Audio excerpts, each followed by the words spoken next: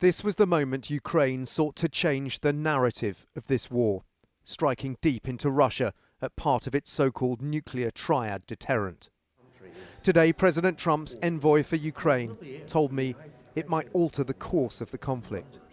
President Trump reportedly described this Ukrainian drone attack as strong and badass. First of all, did he say that, and would you agree with him? Yeah, the answer is yeah, because what's happened with that attack, it was a very bold attack, it was an audacious attack.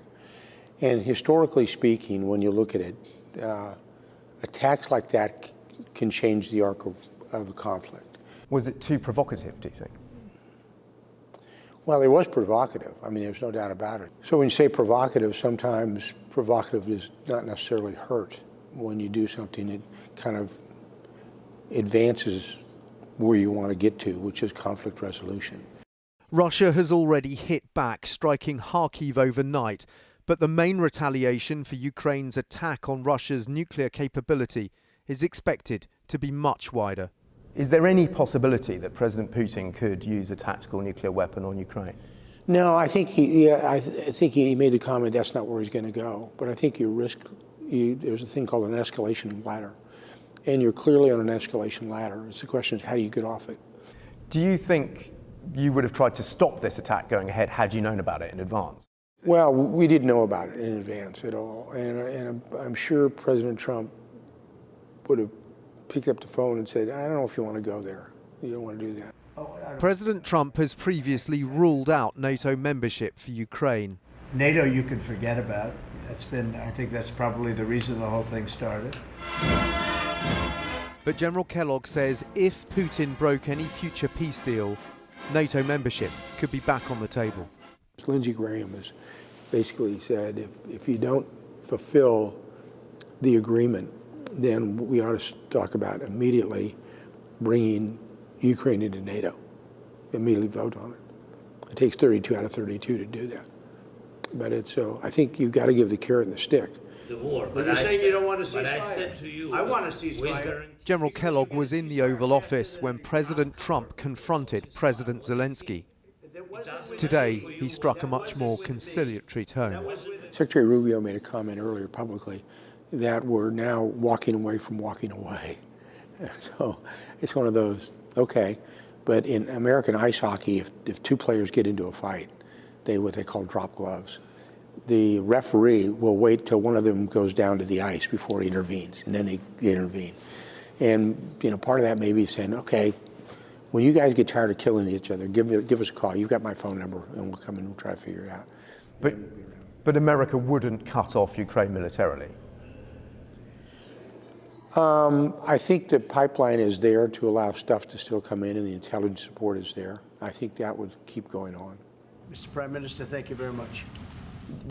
In terms of the UK, what more should the UK be doing to help bring this war to an end? They've talked about 2.5% as a target now for defence spending, with an ambition to get to 3%. Is that anywhere near enough? I think your Prime Minister has been very, very out front in everything in saying what he wants to do. And I think it sends a very strong and a good message. I think the fact is that keeping the Europeans tight together is very, very important. Your Prime Minister sets the tone for that as well. After 3 years of bloody stalemate in Ukraine,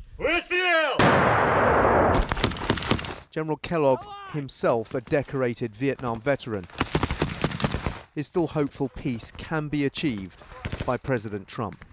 I would never, ever bet against Donald J. Trump. Never. That's one thing I've learned being with him is, he'll figure a way to do it.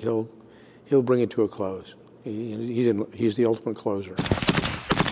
But 135 days into President Trump's second term, peace in Ukraine remains an elusive prize.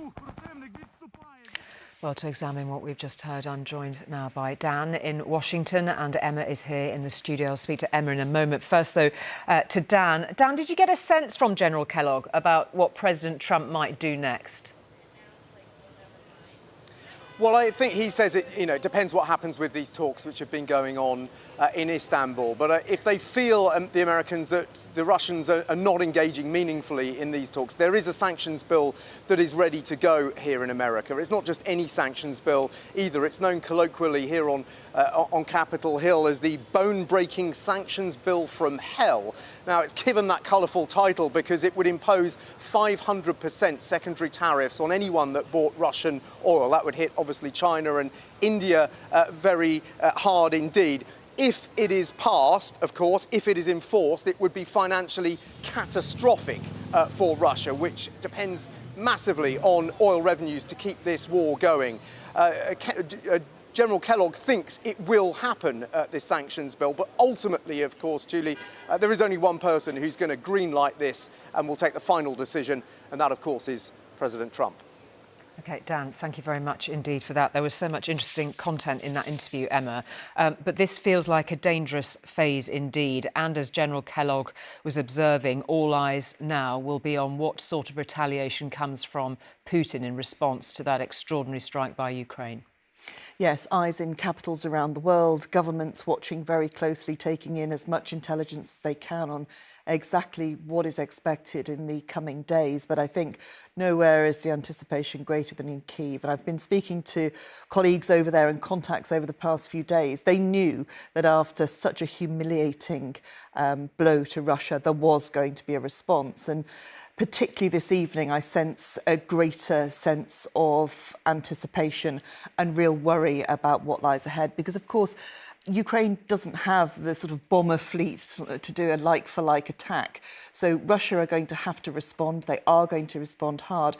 And the likelihood is that that will be a response that will affect civilian areas and also military sites. Now, the intelligence we're hearing coming out of Ukraine this evening is that they are braced for a very severe attack, an attack that is likely to be launched from land, air and sea. That is likely to involve potentially cruise missiles, ballistic missiles and drones. Now, these are not new. These do happen on a fairly regular basis, but the worry is the absolute scale that they could face at some point. The one thing that they're not clear on is exactly when.